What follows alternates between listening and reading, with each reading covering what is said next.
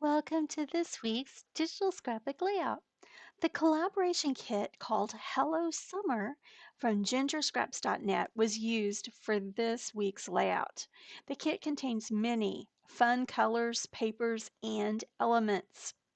Information is provided in the description box below if you're interested.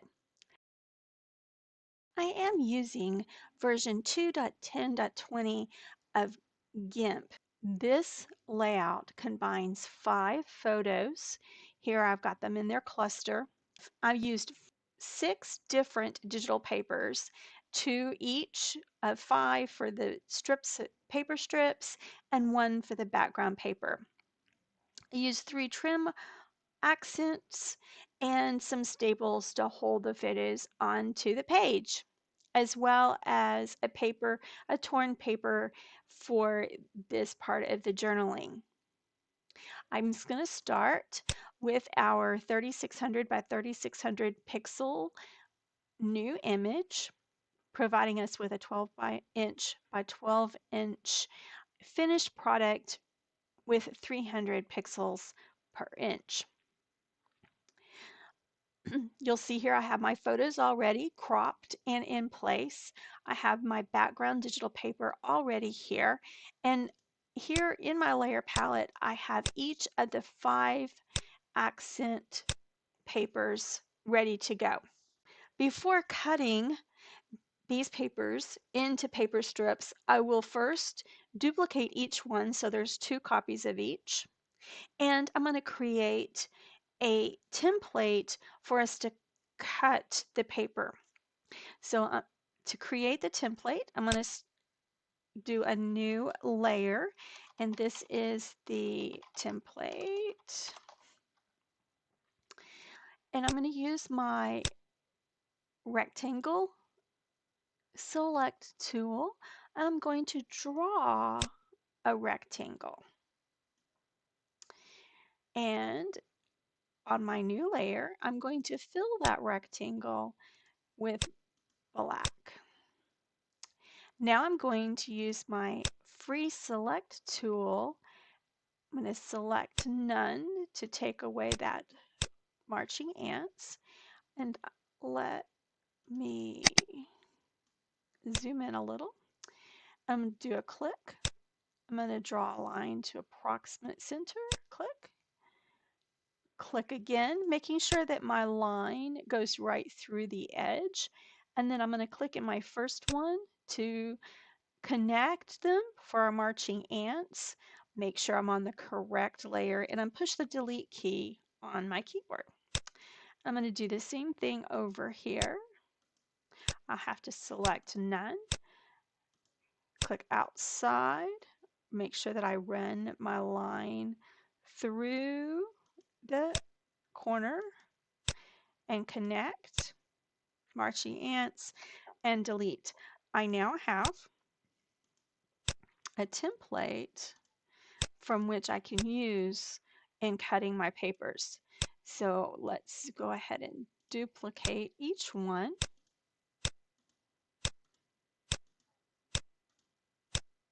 So give us 2 copies of each paper. Go back to my template. I'm going to put that template below the photo. I'm going to right click on the layer where the template layer, right click and do alpha to selection. It's going to create a selection around all of our template. I'm going to right click in my image area, bring up this toolbar, select invert. I now have selected everything outside of our template. So I can go to each layer and make it active and push the delete key on my keyboard, and everything in the selected area, which is outside of our template, does disappear. Please note, you will need to have an alpha channel on each of those paper layers in order for the deleted part to become transparent.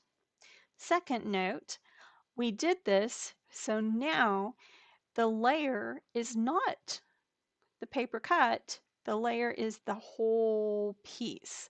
So we can select none, and on each of these layers, we're going to layer, crop to content. So now when I highlight this layer, notice that the layer itself is the full layer because you can see the yellow outline around the outer edge.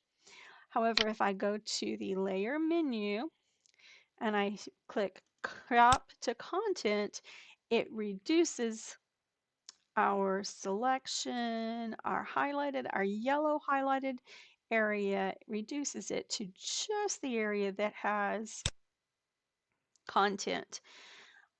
The reason we would want to do this would be we're going to be moving these papers around and placing them in place. So when I grab one, notice that I have this yellow outline that is huge and large. It's very awkward. And now I'm going to use my move tool, and I just want to disperse them, stagger them. If you want to reorder them, put different ones on top, certainly can do that. I'm going to next I have this piece. We'll put it in. It's just an accent piece, a piece of rickrack, and some stitching. So each of these are going to be above all of the papers. The papers together are somewhat like a mat for our photos. I want these accent pieces to be under the photos and above all of the paper strips. So on each layer, I'm going to do the rotate, and I'm going to rotate them. Let's see, let's do this one a -89. Apply that. Let's go next to the next one, and I'm going to do it a -87. And this one, not reset. Stop. Highlight that layer. I'm going to do this one a -91. Rotate. Use my move tool. I'm going to put them right here underneath the photos. And I'm going to put them off the top ledge because I don't want them to go all the way through. I want to leave a little space at the bottom, a staggered space at the bottom of our photos. Let's put that there. So here we have our accent elements, we have our paper strips. Let's go ahead and bring our cardboard over to our image, and it's going to go underneath I'll need to rotate that. I'm just going to go ahead and just make that a -90. And there it is. I can grab it right there, put it right over here. I'm going to leave it a little bit protruding, but underneath the photo there. And staples. Let's hold those. Let's put those staples on top. Let's rotate those staples just like that and duplicate them. So I want 1, 2, 3, 4, 5, 6, 7. Just grab, oh, okay, not that one. Let's grab the staple instead. 1.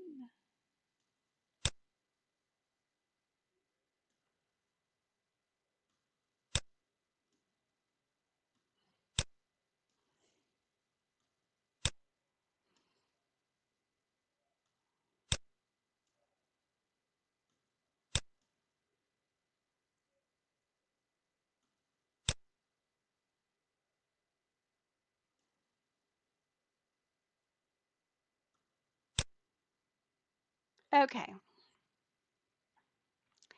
So we did that. Let's add some journaling along here. So let me just go to the top. I'm going to type in use my font tool, and we're going to use old newspaper.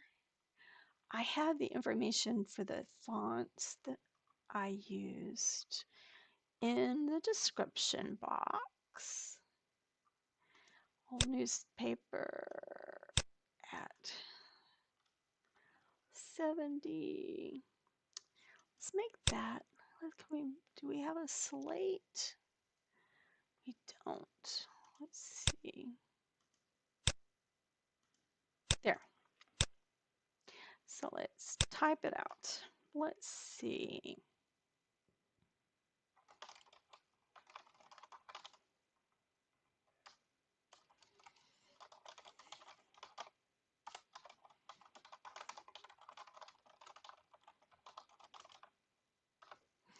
So I've got it typed. I now want to rotate it.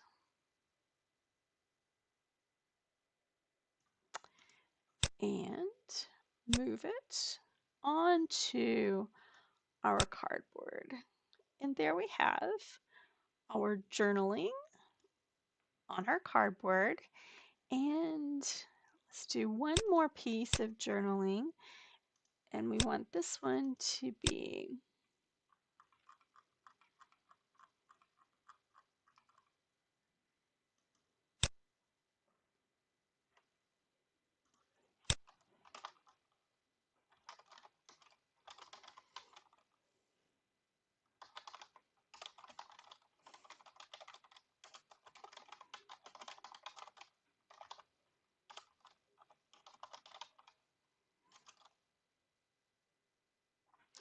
and we didn't center that, so let's center it.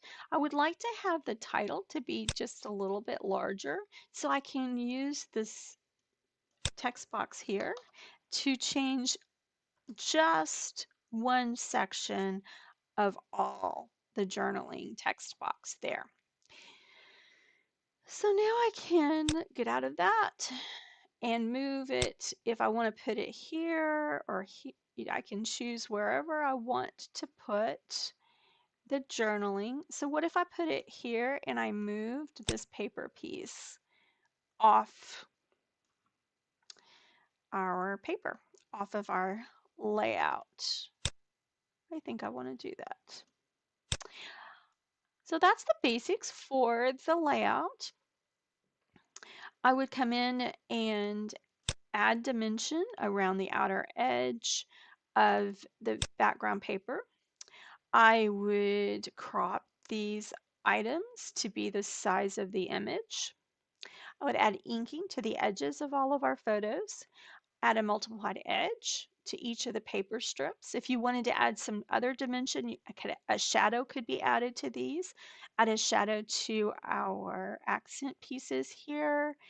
And there we have our completed layout for week 35.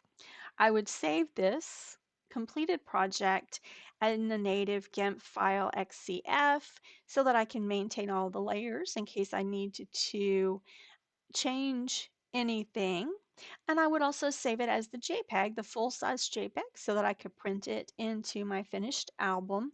And I would also save it as a reduced file for sharing digitally with my friends and family. Visit www.beandesigns.com to see how you can get free GIMP templates for this and other weekly layout tutorials. If you enjoyed this video, please explore Bean Design's YouTube channel for other layout videos as well as tutorials for ways to use GIMP in creating great digital scrapbook pages. While you are there, feel free to subscribe and click the bell so you will be notified when a new video is released. Bye bye until next week.